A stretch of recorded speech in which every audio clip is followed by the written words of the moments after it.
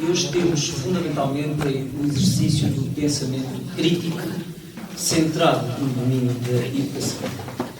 Connosco temos duas figuras que são muito conhecidas do ambiente mediático, não porque o ambiente mediático seja particularmente interessante, mas sim porque eles são interessantes para o ambiente mediático, para aquilo que deve ser difundido em termos públicos. Paulo Guinota à minha esquerda e Paulo Prudêncio à minha direita. Paulo Guinota é licenciado em História, vou ler aqui umas notas que tirei, e mestre em História Contemporânea pela Universidade Nova de Lisboa e doutorado em História da Educação pela Universidade Nova de Lisboa. Tem obra publicada na área da História dos Descobrimentos, História da Mulher, História da Educação. É autor do célebre blog Educação do Mundo Livre, uma poderosa arma de arremesso contra os disparates deseducativos, nomeadamente no tempo da famigerada Nossa Senhora das Dores dos Professores. Estou-me a referir, como é óbvio, à personagem sinistra que nos governou ou nos desgovernou durante algum tempo. É professor desde 1987, já não é encarregado de educação, como disse na hora do almoço, e colabora, entre outros, com o Jornal de Letras e com outros órgãos de notícias, etc. Com textos sobre educação passada, presente ou mesmo futura.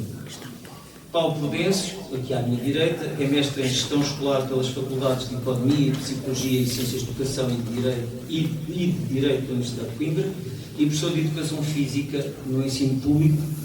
Ao que disse o Paulo ao almoço, já estás aposentado, coisa que nós ambicionamos, alguns de nós ambicionamos de 30 anos. Usa os meios digitais desde 1986 para escrita, programação de base de dados, construção de redes e sítios da internet. É autor também do famoso blog Prentes, criado no 25 de Abril, sobre educação e cidadania, onde faz um registro frequente de reflexões sobre políticas educativas. Teve vários mandatos, como Presidente do Conselho Executivo e Pedagógico da Escola Básica de Santo Onofre. Tem vários livros publicados e escreve para jornais sobre educação, nomeadamente tenho lido os últimos artigos sobre o público, e participa em programas radiofónicos e televisivos sobre o tema, coisa em que os dois são bastante evoluídos. É certificado pelo Conselho Científico da Formação de Professores, onde realiza workshops e conferências. Foi consultor pedagógico da FileMaker Incorporated. Bem-vindos a esta conversa de ponta, espero eu que afiada. Começava com uma questão central, que é a seguinte: proletarializar professores é uma boa ideia? Ficam mais baratos, são mais dóceis, não haverá tanta confusão, há um certo, estou a gravar em direto, lambutismo que é apreciado pela tutela. É isso seguramente uma boa ideia? Paulo. Começo eu? Sim. Ok. Olha, boa tarde a todos, muito obrigado. João, muito obrigado, estou aqui com todo o gosto, muito obrigado pelo convite e para mim é muito agradável estar aqui na presença tanto com o meu amigo Paulo Guinota. Eu quando estava a pensar, não sabia muito bem como é que qual era o público, sabia que iam ser pessoas. Esta é uma conversa sobre a proletarização, digo desde logo que não valeu a pena, o João já deixou isso implícito, mas eu vi isto é uma conversa que dá para muitas horas. Não trouxe, às vezes, nestas coisas trazem-se uns slides, eu já há muito tempo deixei de fazer isso. Eu sei que depois as pessoas dizem, mas eu gostava de disseste aquilo, ou uma outra coisa, gostava de onde é que posso ir buscar isso, estas coisas hoje em dia, Google, pesquisando e encontram-se, não é? Portanto, trouxe apenas aqui umas notas, porque no meio de tanta coisa, tentar sistematizar isso sistematizar e fazer disto um início de conversa que seja interessante. Eu sinceramente já escrevo sobre a proletarização há muito, já escrevemos sobre isto há muito tempo. Fiz agora recentemente um texto no Público que dizia mesmo que foi fatal brutalizar os professores. E eu quando sinto que eu usava a brutalização, ficava sempre na indecisão, se vou escrever ou se for assim numa conferência ou se estiver num direto televisivo, vou falar em proletarizar ou precarizar. E porquê? Porque o proletarizar tem sempre uma conotação ideológica. O que é um proletário? Para mim, um proletário é um pobre. O precário é um inseguro, é um pobre inseguro. O proletário, os professores foram proletarizados no sentido. A proletarização aplicada ao ensino é quando os professores perdem, tornam-se mais dependentes, quando o sistema, a sociedade deixa de confiar nos professores. Estas duas características, a desconfiança e a perda de independência, são, digamos, na minha modesta opinião, são os fatores fundamentais para a proletarização. A precarização tem muito a ver com a insegurança do vínculo. É tudo isso, mais a insegurança do vínculo. Portanto, isto foi aplicado claramente aos professores.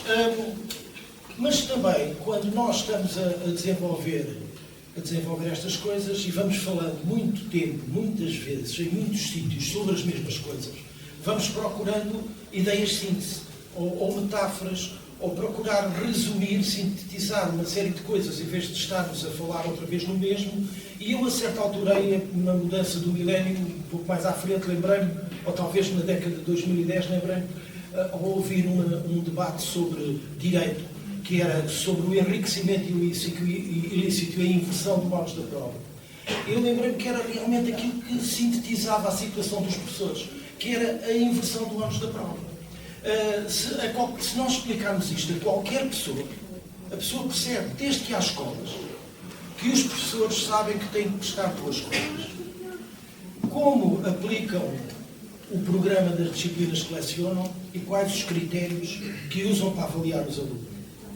Todos os professores, desde que há escolas, sabem que a qualquer momento podem ter que prestar estas duas contas. Mas não tem que ser invertido o ônus da prova. Quer dizer, as pessoas não têm que estar diariamente, sistematicamente, a fazer prova. Desde logo, devemos começar pelos sumários, que é uma questão, porque é que os sumários quando eram em livros de ponto e depois passaram para digitais, porque é que continuam os sumários e por aí fora. E podemos detalhar muito isto e eu já iria lá mais à frente. Eu queria fazer também assim, às vezes estas abordagens são assim um bocado selvagens, porque nós falamos numa série de coisas e elas têm um contexto muito longo. Mas em Portugal chegou a isto, Portugal chegou à proletarização com 20 anos de atraso. Digamos assim, fazendo assim uma coisa na história recente, e indo à Segunda Guerra Mundial, a seguir à Segunda Guerra Mundial, e devido ao colapso das grandes fortunas, desenvolveu-se o período que é considerado pelos historiadores o período menos desigual da história dos rendimentos. Portanto, e foi aí que nas democracias ocidentais se generalizou a escola pública de qualidade e o valor dos professores. Portanto, isto ia mais ou menos assim, depois há aqui muitas nuances, até tem alguma pertinência com o momento que estamos a viver agora, até que na década de 70, 1970, deu-se a crise petrolífera. A crise petrolífera de 73 provocou uma possibilidade de fazer cortes nas políticas públicas e cortes nos orçamentos da educação. Isso deu àqueles economistas, os rapazes de Chicago, deram origem àquele célebre economista Milton Friedman, que é uma das pessoas que mais desenvolve estas teses, e os governos da Reagan, da Margaret Thatcher e do Ronald Reagan, foram pioneiros nesta, digamos, eles não só cortaram os orçamentos da educação, como desregularam os mercados e os impostos dos mais ricos. Digamos que na década de 90, o Bill Clinton, o governo do Tony Blair e do Schroeder acentuaram isso com os offshores e tudo aquilo. Ora, isto veio provocar, 20 anos depois, veio provocar, isto agora fazendo aqui um salto na história, veio provocar uma série de encruzilhadas às democracias ocidentais. Começaram, digamos que quando se fez os cortes nos orçamentos do Estado, o argumento era válido. Se nós virmos o que é que aquele indivíduo da Argentina fala na motosserra e acabar com o Ministério da Educação, o que é que se queria dizer às pessoas? Era que as máquinas administrativas, nomeadamente da educação, da saúde, etc., desperdiçavam muito dos impostos. Então, o que seria mais correto eram os grandes pagadores de impostos entregarem os impostos diretamente, no caso da educação, entregarem diretamente à escola e não passarem pelos ministérios, porque os ministérios eram muito pesados, consumiam muito, desperdiçavam muitos recursos. E isto era aceitável. Falava-se até da responsabilidade social das grandes corporações. Só que isto nunca funciona, porque depois os impostos não vão para aí, como nós estamos a ver, e para além e isto tem uma grande relação com a precarização dos professores. Porquê? Porque apareceu a questão da prestação de contas e dos resultados na avaliação dos professores. Tinha que se avaliar os professores, tem que se avaliar. As pessoas não estão todas iguais, aquelas conversas, todos sabemos disto. O problema é sempre como fazer. E então, como prevaleceu uma lógica empresarial, e as escolas, já podemos falar disso, não são empresas, são organizações também, mas não são. O pai do liberalismo, Adam Smith, até tem na página 80, dedica uma parte a isso, que diz que as pessoas não são alfinetes quando quer fazer essa distinção. Portanto, a questão dos resultados, como é que, no mundo político, no mundo financeiro, se quer avaliar os professores e as escolas? Pelos resultados dos alunos. E pelos resultados dos alunos, quais resultados? Não para os resultados que o professor atribui. Os resultados da avaliação externa, das provas que os alunos fazem.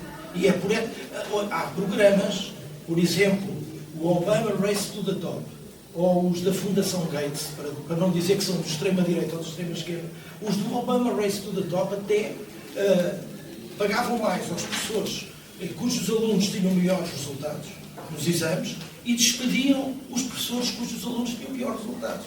Ora, como todos aqui somos professores, todos vemos como isto é muito difícil. E como é tão difícil de explicar a quem não é professor. Porque nós podemos ter 4 turmas do mesmo ano de escolaridade e sabemos que não podemos usar o mesmo projeto de aula para as 4 turmas. Porque as turmas, as personalidades que lá estão dentro são diferentes, as turmas são todas diferentes.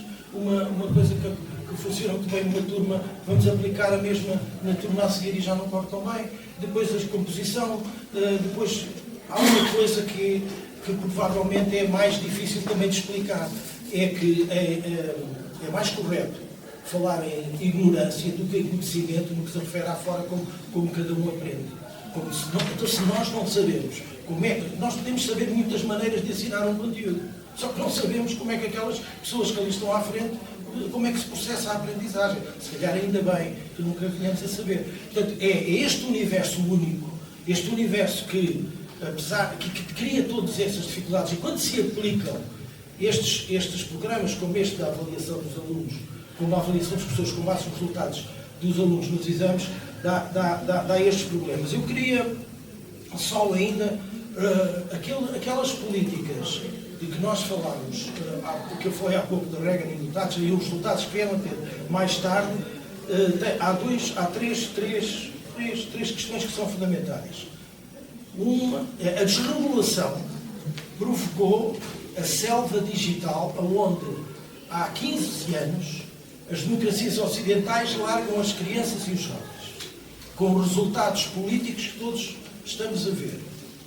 A crise de 2008, que também foi provocada pelas políticas desreguladoras, pelos offshores, por tudo isso, teve um efeito devastador nas democracias ocidentais, pelo simples facto que teve que se injetar a responsabilidade da crise de 2008 é uma responsabilidade da banca. A banca, quando se teve que injetar recursos financeiros para salvar as economias, a quem é que se entregaram os recursos salvíficos? À banca. Ora, isto para os eleitores é uma perversidade. Quer dizer, então, nós todos aqui que estamos aqui ouvimos falar das falências consecutivas da banca e depois houve cortes numa série de salários, de subsídios, eu não sei o quê, para que fosse tudo entregue à banca outra vez. Isto teve um efeito devastador. Um outro efeito que também se está a sentir agora mais foi uma corrida para a frente com o investimento em inteligência artificial, isto está abreviado, e a inteligência artificial está a ter uma grande dificuldade em ser comercializada em massa, em ter um retorno financeiro e lucro. Portanto, as grandes multinacionais, digamos assim, as chamadas Big Tech, estão com onde é que estão a conseguir ir buscar dinheiro aos orçamentos, onde conseguem ter algum retorno. É nos orçamentos do Estado. Já conseguem com a defesa, conseguem com a saúde e estão mortinhos para conseguir com a educação. E eu aqui, sem me alongar muito nisso, claramente há aqui uma intenção de substituir professores por máquinas, quanto mais, por exemplo, aquele triângulo intemporal que vem da civilização greco-romana, que o George Steiner considera a ideia da Europa, que é o triângulo professor, aluno, conhecimento, o vértice conhecimento, para o líder atual da China, já está substituído por máquina e inteligência artificial. Portanto, já não é propriamente, já não se espera que o conhecimento seja o professor, digamos, o acervo do conhecimento, o transmissor do conhecimento. É uma questão muito importante. E há uma outra questão também muito importante, que é, mas isso é uma questão que levaria algum tempo, mas é só para deixar essa ideia, que é a ideia do capital nuvem. Ou seja, é muito simples. Quem está a dominar o poder no mundo, e já é metade para dólares e metade para yuan, para a moeda chinesa, são as empresas, por exemplo, vamos dizer, com a Booking, não é? Nós, quando queremos ir para um sítio qualquer, a Booking cobra, mas a Booking não faz casas, não faz hotéis. Os capitalistas antigos que tinham os hotéis, que tinham as casas, não sei o que, deixaram de ter esse poder. Passaram a ficar, como todos nós, dependentes do capital nuvem, e acho que é uma ideia que o capital nuvem está muito interessado em substituir tudo por máquinas, na inteligência artificial. Ora bem, eu agora, não sei se mais um bocadinho. Sim, então eu agora, portanto, eu há bocado estava rapidamente, dizia que Portugal chegou a isto 20 anos depois. E é verdade, Portugal chegou a isto 20 anos depois e digamos, nomeadamente à proletarização dos professores e à inversão de bónus da prova.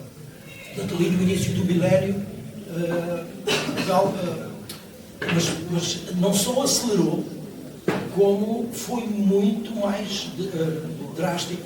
Não há nenhuma democracia ocidental que tenha sequer um modelo de avaliação dos professores sequer parecido com o que nós temos aqui. Não há nada parecido.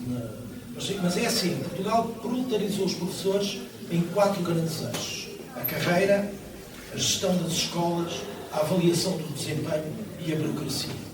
Eu, na carreira, chamava atenção a esta questão da proletarização. E há bocado estávamos ali a conversar que, por exemplo, os professores do ensino secundário tinham mais de 2 horas de redução, não é?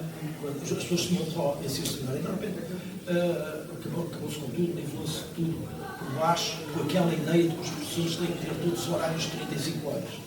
Portanto, perderam, digamos, aquela ideia que havia desde a origem da escola, que os professores tinham que ter tempo para preparar as suas aulas, para ir ao cinema, para terem atividades culturais, para fazerem outras coisas.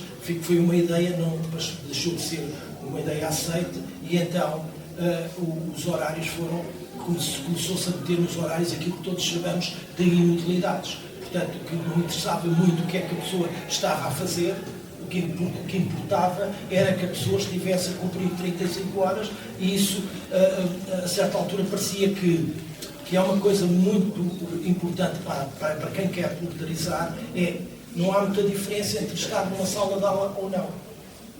Com todo o respeito, há pessoas que se revêem mais na sala de aula, todos os professores se revêem na sala de aula, mas há uns que se revêem mais nas atividades exteriores ou não.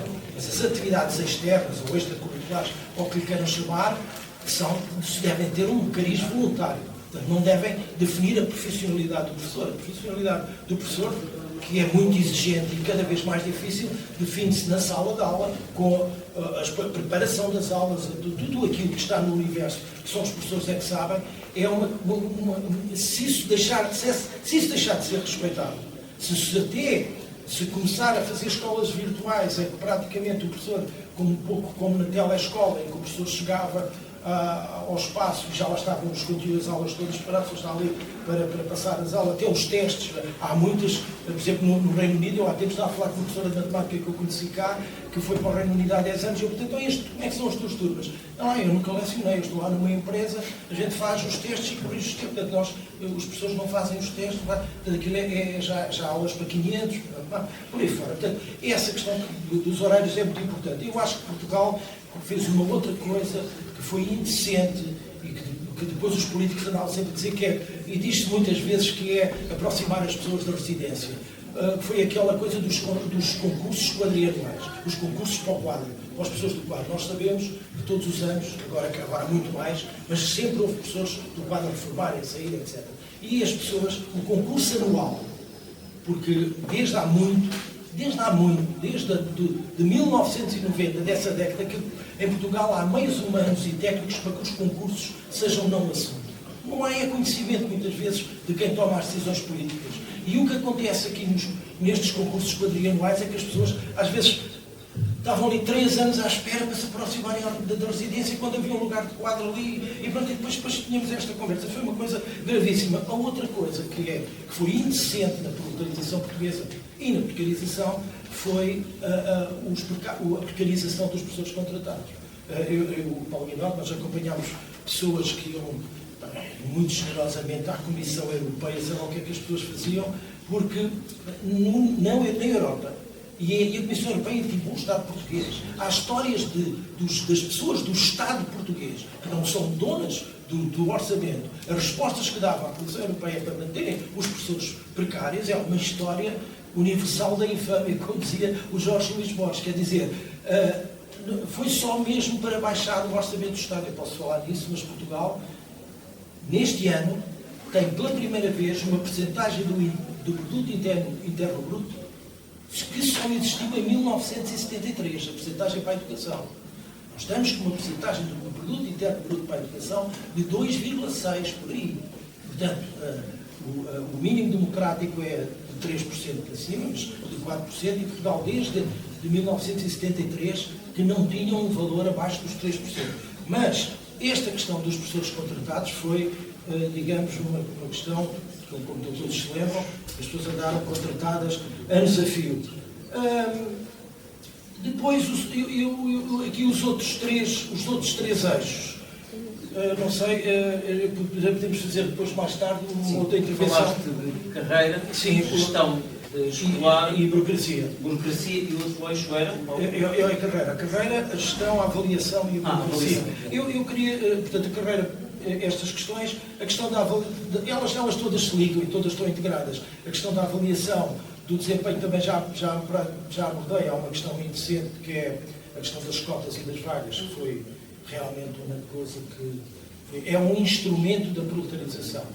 Mas o principal instrumento da proletarização foi a mudança do modelo da gestão das escolas. Eu estava a pensar se podia ir por aqui ou não, mas é assim, isto é uma história. Se tiverem, podemos falar sobre a história da gestão das escolas, que muitas vezes, eu não sei, as pessoas que aqui estão, não é devidamente conhecida. Porque o que aconteceu em Portugal, a seguir, daquele período de 74 a 76, digamos que não é um período relevante para estudar, porque não havia assim grande legislação, mas a partir de 76, o que passou a funcionar em Portugal, assim, grosso modo, foi aquele modelo que muitos chamam de gestão democrática, assim, mas havia 2 órgãos na escola. Era o Conselho Diretivo, que era eleito por todos os professores, só pelos professores, e havia o Conselho Pedagógico, que era o órgão máximo da escola. Muito interessante o Conselho Pedagógico, porque o Conselho Pedagógico tinha aquilo que na gestão moderna se chama do achatamento das organizações.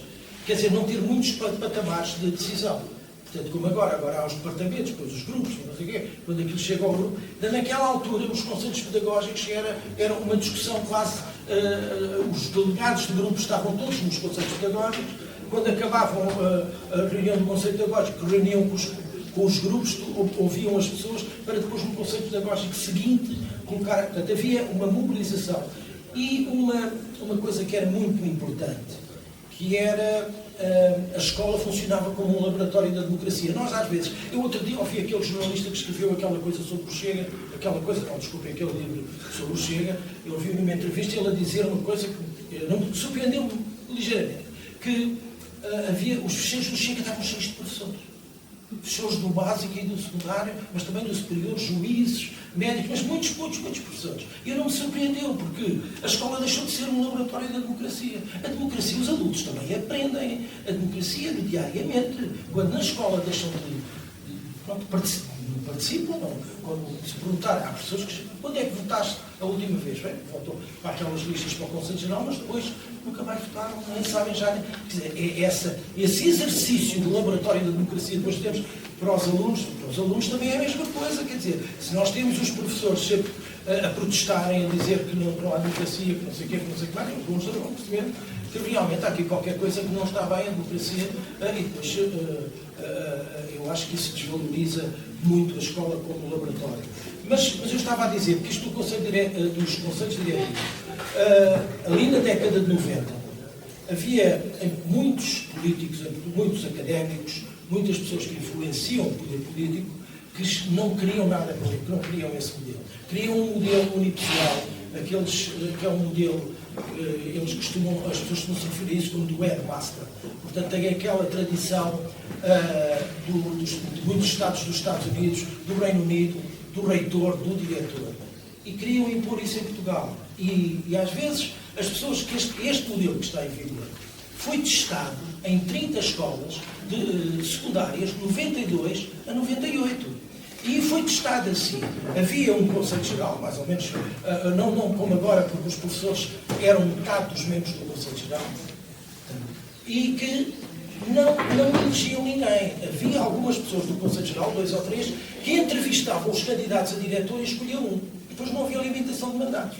Quando, em 98, se quis generalizar isto, houve uma luta muito grande e conseguiu-se, digamos, manter um modelo que funcionou até 2008, ou seja, o Conselho Geral passou a chamar-se Assembleia, tinha na mesma os professores como metade dos membros, e a eleição do órgão de gestão, que era unipessoal ou colegial, mas que era uma opção da escola, a escola que referendava, em 99,9% das escolas escolheram o modelo colegial, e quem votava, passaram a votar os professores, os funcionários e os representantes, os assistentes ao presidente e os representantes encarregados de educação, e esse modelo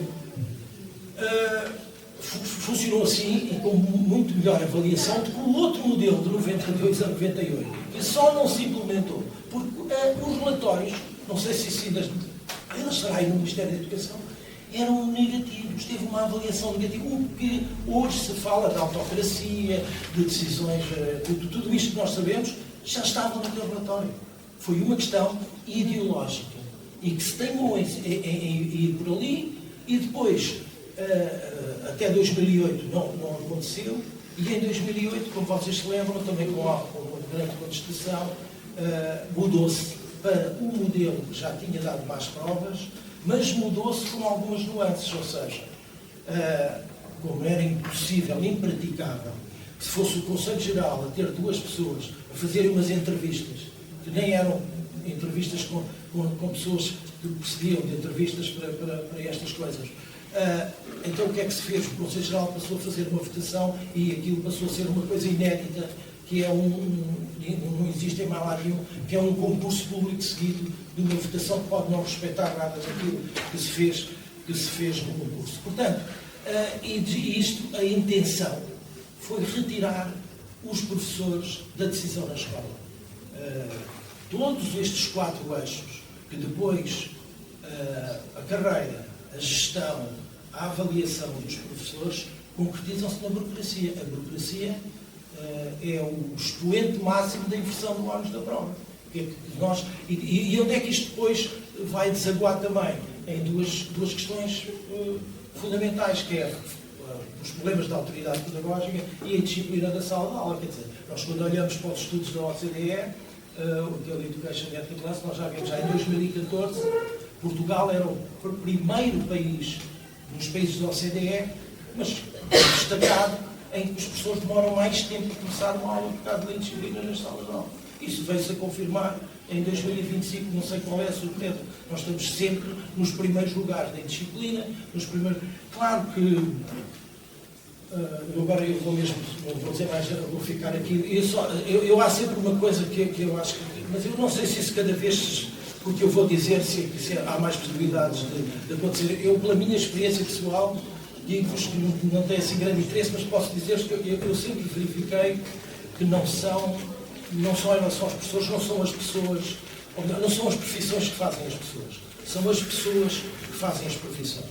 Nós podemos estar a falar aqui para um grupo de professores e todos estes, e nenhum destes professores ter qualquer problema com a disciplina. Acontece muito isso.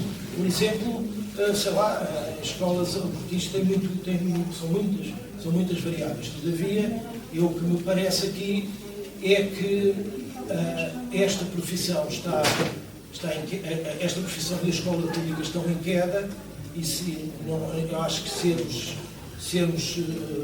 pessimistas não é justo, principalmente para as gerações que vêm a seguir. Portanto, devemos manter a esperança, mas francamente estamos a atravessar uma fase com esta coisa dos assistentes virtuais, dos tutores de IA e por aí fora, e com aquilo que eu disse há pouco do capital nuvem, portanto há muitos sinais, eu não queria, não passa propaganda, mas eu vou enviar amanhã um texto ao público que é mesmo, são os professores indispensáveis, e eu acho que tem muito a ver com isto neste momento. Se nós quisermos pensar assim, há bocado estava a falar do orçamento do Estado,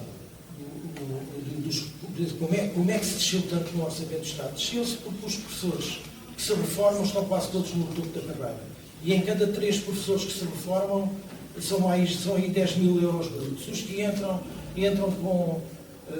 normalmente a cada 3 que saem entram 2. São 2 professores que os euros, o equivalente é aí 3 mil euros brutos por mês. Portanto, estão a ver como é que o orçamento baixa, não é?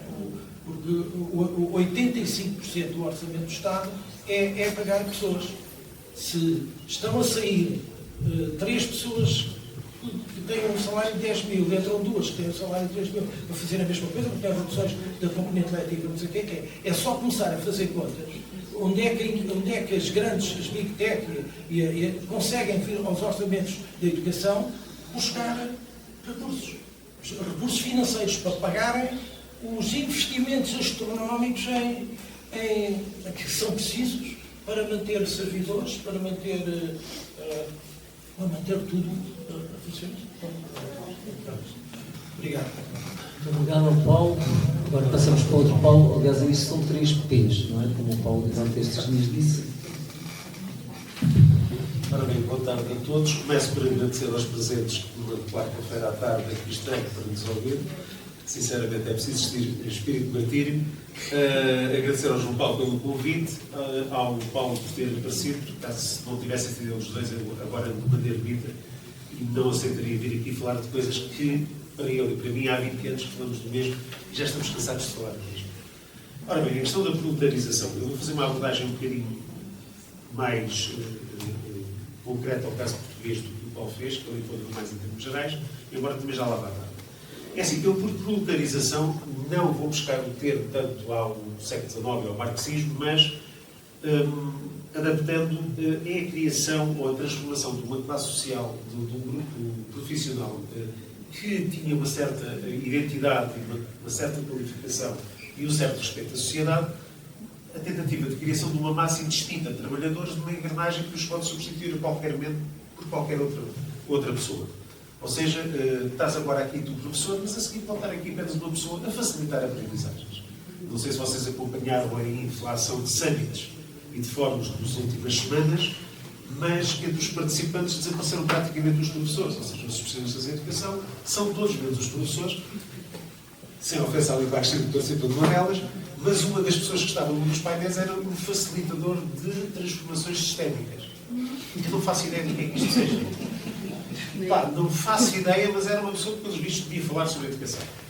Pronto. É essa fase de militarização em Portugal que começa a partir, digamos que formalmente vamos pôr as coisas num relatório feito pelo João Freire do ISCTE para a então Ministra Maria dos Rodrigues sobre como é que podemos nós controlar os custos, como é que podemos cortar a evolução salarial dos professores, que modelo de carreira podemos criar para que isso seja possível. Foi aquela fase dos titulares e tudo isso. Ora bem, a primeira delas, para pôr isto em prática, passou por um mesquinhamento simbólico. Ou seja, é aquele género. É assim, não, vocês são professores, mas basicamente vocês só são professores que não conseguiram fazer outra coisa. E vocês não têm qualificação nenhuma especial. Quer dizer, a primeira fase, antes da pluralização material, é uma espécie de pluralização simbólica. Depois passamos para o empobrecimento material, ou seja, os regulamentos de carreiras, a criação de entraves à progressão da carreira e o facto de tornar materialmente a docência menos atrativa, o que teve consequências, obviamente, mais tarde. E essa é a segunda fase, que é uma pluralização material da classe docente. Agora, sem ser necessariamente por esta ordem sequencial, mas depois tivemos a desautorização perante as comunidades educativas ou comunidades escolares, que é aquilo da inversão de ónus da prova. Não, o aluno não aprende sempre. O professor é que não sabe ensinar bem. Eles não se importam. Desculpem lá, se o aluno teve mesmo estando na aula, a culpa foi do professor que não soube atrair para a sala de aula. Ou estando na sala, não soube fazer o suficiente para o atrair, para compreender as matérias. E o aceitando o limite é uma forma um bocadinho estranha de colocar as coisas, porque o esforço é quase retirado a um dos lados da equação, e é praticamente transferido só para o outro lado, e basicamente é essa pluralização académica é colocada no lado do professor, ou seja, tu não sabes o suficiente para ensinar os teus alunos. E isso não é porque não sabes a matéria, é porque não sabes ensinar. E, portanto, tens que aprender a ensinar. Daí que nós tínhamos, nos últimos 20 anos, uma inflação de formações sobre tudo e mais alguma coisa. Inventa-se um problema, a última agora é a literacia financeira, em casa não sabem ensinar as questões a gastar às crianças, o professor tem que ensinar como é que se usa o cartão de crédito. Sim, claro, as minhas crianças de 12 anos, eu sou desconhecido, estão claramente ali todas com o cartão de crédito. O cartão da escola, não há dinheiro, ponto final. Eles aprendem muito rapidamente como é que é. Então, se começam a estarpir os vizinhos do lado. Não vamos preocupar junto com isso. A seguir foi a desqualificação das funções cumpridas. Eu não sei se vocês passaram pela fase de apagar apontamentos dos manuais. Eu passei.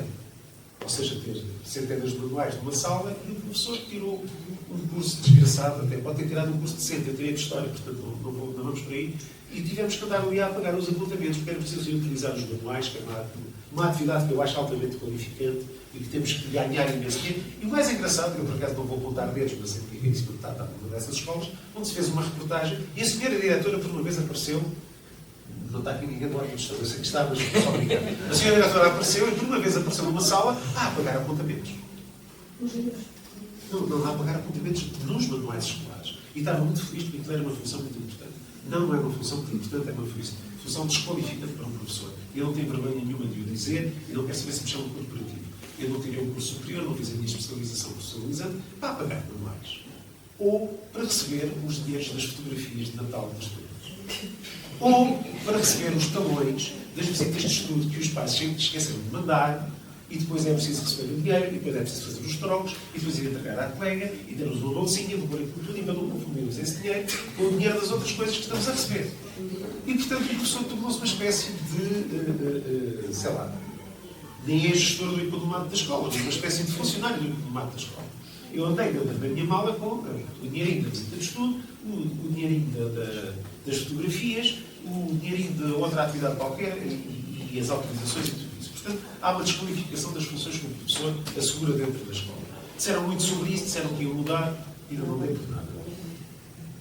A seguir, a desqualificação académica, que é aquela história que começou ainda com o Walter Lemos do professor generalista. Nós não precisamos de professores que saibam muito disciplinas anacrónicas. E eu, como professor de História, então, é uma das principais visadas, aqui com a filosofia do João Paulo. Nós precisamos de pessoas que, dentro da sala de aula, motivem os alunos para a aprendizagem. E depois eles próprios constroem o seu saber. Portanto, nós passámos daquela fase em que as gerações começavam a aprender a partir daquilo que as gerações anteriores tinham aprendido, A velha história de elevarmos em cima dos ombros dos gigantes. Portanto, o Newton, o Einstein, não foram aprender, tiveram que aprender desde o início as coisas.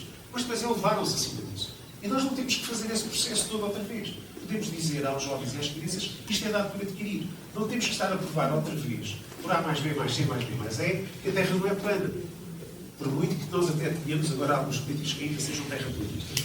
Mas, portanto, a desqualificação académica tu não tens que ser professor de História, porque interessa um curso de História. Não, tens um curso de professor. E depois tens uma dúzia de disciplinas de História, uns 60 créditos. Nos meus velhos tempos era animates de licenciatura. Porque cada disciplina valia 12 créditos, equivalentes aos atuais, e ao fim das disciplinas do primeiro ano já tinham 60 créditos. Por fim, a questão que o Paulo falou da precarização. Todos passamos pela fase, e que ainda não está totalmente apagada, de haver uma comissão local de diretores que iria fazer uma espécie de horários compostos. Ou seja, tu estás agora aqui na Sinastério, mas podes não ter um horário completo, podes ter só 6, 8 horas e tu vais fazer, e se calhar há Alcântara Andrade, há Henrique Navarro, mais umas horitas.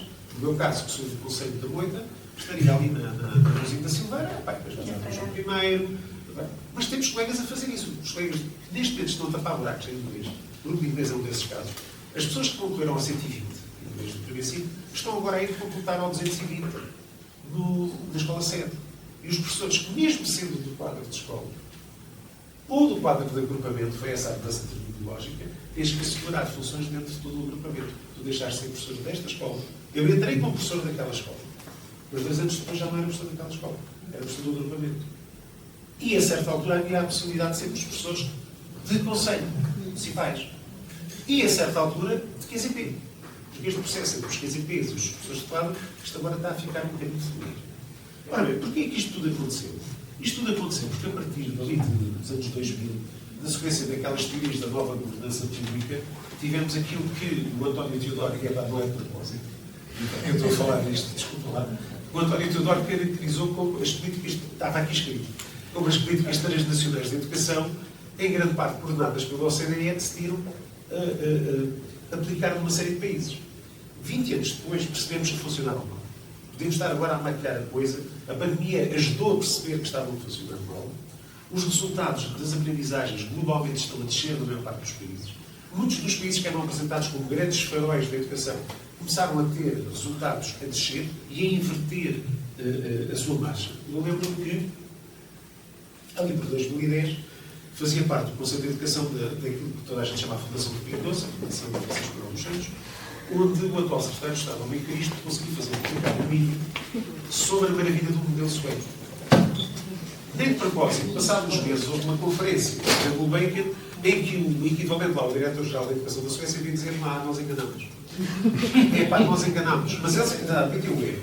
Aquilo deve ser lá de serem calvinistas ou luteranos ou coisa assim do género. Os católicos não vão se benzer, confessam um bocado e pecam outra vez, está tudo bem. E então ele disse: não, nós, a municipalização que ocorre, porque formou guetos socioeducativos. Porque passou a haver um zonamento habitacional, portanto, as pessoas de classe média e alta passaram a ir para umas zonas e instalarem-se nessas zonas, e as pessoas mais pobres ficaram nos bairros mais pobres. E houve uma guetização socioeducativa. Os concelhos mais ricos têm esse dinheiro para investir, os concelhos mais pobres não têm dinheiro para isso. Pior ainda, se dermos compensações pelos resultados, quanto mais ricos, mais temos esse apoio. Ora, eles perceberam que isso estava a correr mal. Na sequência disso, mais recentemente, a questão da digitalização. A digitalização é extremamente útil, prático para muitas coisas, mas um dos riscos que tem é o agravamento dos gaps, portanto, das desigualdades entre quem tem e quem não tem. Porque, como todas as tecnologias, quem tem mais meios consegue sempre ter mais e avançar mais. A base até pode subir, mas o topo sobe mais depressa do que a base e a desigualdade aumenta. E esses países, especialmente alguns dos países do Norte da Europa, perceberam que isso estava a acontecer. A introdução da tecnologia tem que ser feita de uma forma que não agrave desigualdades. Eu não sei qual é a vossa experiência aqui na escola, eu confesso que não sei, nunca tenho no Paulo, mas eu estive a aplicar, estive a ser vigilante das provas de ensaio, e a minha direção tinha 21 alunos, porque tem 2 ou 3 daqueles casos complicados, tinha 4 kits tecnológicos que os pais aceitavam levar para a escola. Tiveram que existir, faltou um aluno, 16 kits da escola para fornecer aos alunos. Eu cada vez tenho menos retorno em tarefas em suporte digital. posso colocar as coisas nas plataformas, no caso é o Classroom. Eu tinha um retorno de 60% a 70% no fim da pandemia de 2022, agora tenho um retorno de 20%, 30%, 40%. Os alunos acham muito interessante a plataforma digital como entretenimento. E, ao mesmo tempo, essas plataformas serviram para dizer, e é outra dimensão da polarização dos docentes, que é, vocês podem ser basicamente substituídos por um holograma divertido, que explica a matéria, que até faz um retorno ao que vocês respondem logo imediatamente, para que vocês precisam de um professor humano. Se vocês podem ter, basicamente, um tutor virtual, e há aquele ministro da reforma administrativa, que basicamente fez a reforma do Ministério da Educação, que eu acho extremamente agitado, ele parece sempre que tem que mexer dos braços, está naquelas conferências da TEDx, e se ele fizer muito assim, se eu começar a falar com vocês e fizerem isto assim, vocês ficam muito mais convencidos do que se eu estiver assim sossegado. E ele irrita-me profundamente. Mas basicamente ele diz que vamos todos ter um tutor digital. Nós não temos bens dentro do nosso país para ter esse modelo sem agravar brutalmente as desigualdades. As escolas secundárias receberam milhões de euros para ter centros tecnológicos, CTEs, especializados. A escola do outro lado, onde eu dou aulas, é que tem piores resultados do país, recebeu 1 milhão de euros de material, vai ter mais material na Câmara e vão ter meios que nós não temos. Eu ainda tenho os vocês também temos HPs de 2008, das escolas, das salas de aula. E a net funciona num dia em que há um aluno com um pontapé ali no terminal 5 e salta o bairro. Ora bem, isto foi um modelo que basicamente levou a querer embaratecer serviços públicos. E qual é o objetivo do embaratecimento dos serviços públicos, que o Paulo também já abordou? É libertar verbas para outro tipo de investimentos. Se esses investimentos fossem feitos de forma sustentável na educação, eu não teria, quer dizer, teria sempre que queixar porque era a minha conta. Mas esse tipo de medidas acabou não por servir para fazer um tipo de investimento global, permitiu investimentos assimétricos como a parte escolar. Ou seja, nós temos escolas de primeiro, que depois, é verdade, também não podem pagar o ar-condicionado, não conseguem pagar uma série de despesas daqueles equipamentos, mas eu tenho escolas não muito longe da minha, espetaculares. Enquanto a minha tem um pavilhão em obras que ainda com amianto, fora da escola, e os meninos do quinto e sexto não têm que sair da escola para ter aulas de educação física. E temos os stores ainda todos por reparar, e quando vai lá o biquete da Câmara arranjar aquilo, temos ali martelado, mesmo durante o período de aulas, depois não vão à forma do período de aulas. Ou seja, essa libertação de verbas não permitiu, na maior parte dos casos, modificar o parque escolar de uma forma simétrica. O que é que isso provocou? A ilusão da qualidade dos serviços. Não é só da saúde, da educação. E o que é que isso justifica? Se os serviços públicos não estão a prestar um bom serviço, desculpe a repetição, então temos que fazer outsourcing disto. Vamos passar a contratabilizar com os privados, porque até nós fazemos umas contas que são sempre manhosas, e nas escolas públicas só se gasta-se tantos mil euros, e as agências privadas conseguem fazer isso por metade do preço. Não é bem assim. A maior parte das escolas privadas com bons resultados não estão lá os meninos das necessidades educativas especiais, não estão lá os meninos que acabaram de chegar a todos os sítios do mundo, sem condições quase nenhumas, sequer de compreender uma aula que estou a ter de história, porque eu estudei português de língua materna para perceber o português, mas estão na aula de história desde o dia 1 sem compreender o português, e na aula de ciências. E esse tipo de despesa, que é feita na escola pública, não é feita na escola privada. E qual é então a solução? A solução preferencial do PS, até certa altura, foram os contratos de associação. Ali a zona do palco, a zona do grupo GPS, o que se soube em off sobre as preferências do grupo GPS, tinha ramificações na classe política quase transversais, que iam do PCP ao PSD e quase CDS, em alguns casos. Portanto, aquele grupo tinha por trás um bastidor enorme de poder, eu ia dizer, opaco. A solução do PSD e CDS é o cheque e a liberdade de escolha. E aí eu tive algumas discussões com as pessoas da liberdade de escolha, porque a liberdade de escolha tem-se traduzido na liberdade de escolha das escolas escolher os seus alunos privados, das escolas privadas. Porque as escolas públicas não podem escolher os seus alunos, exceto, eu sei, algumas situações de limite, em que algumas escolas públicas realmente também escolhem os seus alunos. Mas a generalidade das escolas públicas não fazem essa seleção. As escolas privadas todas fazem liberdade de escolha dos alunos. E ninguém me vai convencer que é por dar um cheque de 5 mil euros mensais a um aluno, a descobrir anuais, que esse aluno vai entrar num desses colégios de topo. Porque eu moro em Palmela, onde estão 2 dos colégios de topo do país, o St. Peters e aquele que ligou a falar, que é a International School of Palmela, que é o único colégio sunita do país, também muito bom, mas tem muito poucos alunos. Esses colégios não querem lá saber se os alunos têm um cheque de 5 ou 6 mil euros ao fim do ano. Eles querem um aluno que, para além desse dinheiro e mais do que isso, tenha um determinado perfil para esse colégio. E, portanto, a questão da liberdade de escolha é uma espécie de falácia. Os meus alunos ali do Val da Amoreira, mesmo que lhes dê um cheque, não vão ser aceitos se for nos salesianos, têm que comer na cantina ao lado. Mas pronto, se calhar até assim. Mas agora acho que já têm todos, já podem comer todos a mesma tipo de pão. Pronto. Isto para dizer o quê? A voluntaricização da docência passou por uma estratégia que é transnacional e é transversal à prestação de serviços públicos. Portanto, não é um caso único. Talvez a única diferença é que, no caso dos professores, o protesto foi mais vocal. Eu acho que nunca foi perdoada aquela movimentação de 2008, 9, 10, não foi perdoada quase por ninguém. Eu fui instado, a minha caríssima metade, fui ao lançamento do livro, O Balanço das Políticas da Ministra Maria Lourdes Rodrigues, no Saldanha, na Almedina, e consegui observar um grupo de fãs dela. Eu fui para acaso falar com uma camisinha cor-de-rosa, sei lá, fui imediatamente, olharam para mim quase já, olha, chegou a peste, e depois consegui ver realmente quem lá estava.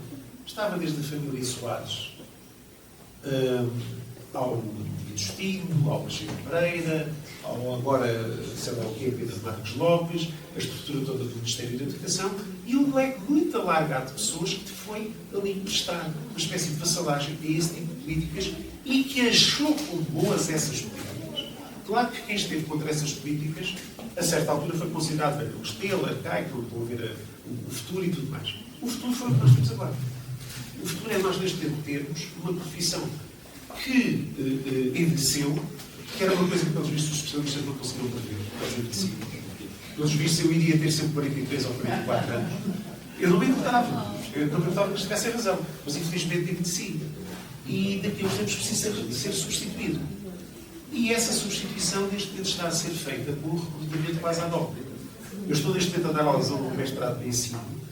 E as pessoas, neste momento, vão dar aulas de artes visuais e de ensino os cursos mais dispares possíveis. Ou seja, muitas vezes vão ensinar aquilo que não aprenderam. Mas vão aprender técnicas para ensinar. Pronto, já não é mau. E depois tem aquelas disciplinas todas teóricas da didática disto. Mas eles não aprenderam isto. Se eu tenho ali pessoas extremamente espetaculares, licenciados em imagem animada, ok, vamos dar a educação visual, e sabes o que é que eles aprendem, essas coisas todas? Não. Portanto, esse processo transversal aos serviços públicos, transnacional na aplicação com a chancela da OCDE, foi aquilo que foi cá aplicado, não sei se com 20 anos de atraso, com 10, com 15, mas pelo menos foi aplicado de uma forma muito dramática, que quase todos nós conhecemos, sejam os velhos porque passaram por isso, sejam os novos porque estão desorientados com o que é que vão fazer a partir daqui. E, portanto, termina assim esta... Não sou otimista, ao contrário do Paulo. Normalmente sou pessimista. E termina assim, esperando que agora possamos entrar num período mais de conversa do que propriamente de exposição. Como é que é? Unidirecional. Muito obrigado aos dois.